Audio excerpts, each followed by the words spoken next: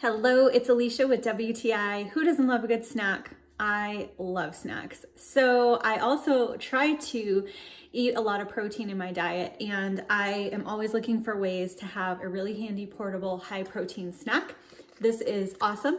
This is from Mission Meats, and this is a beef bar, and it is a very adequate description. It is basically just cured beef and salt. So made with very simple ingredients. It's keto, paleo, Whole30 friendly. So it fits into a lot of different diets. And also it's only 60 calories and 9 grams of protein. So that's awesome. So if you're looking for a really portable little high protein snack that you can just keep in your purse, or if you're gonna go to the gym, you can eat it on the way or after a workout, something like that, where you just wanna have a little bit of extra protein.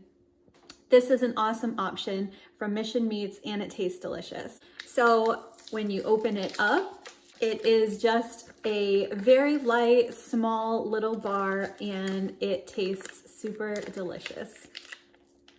And it just gives you a nice boost of energy and a little bit of protein to get you going, keep you going until you are ready to have your next meal. So I would highly recommend it, and that is my point of view.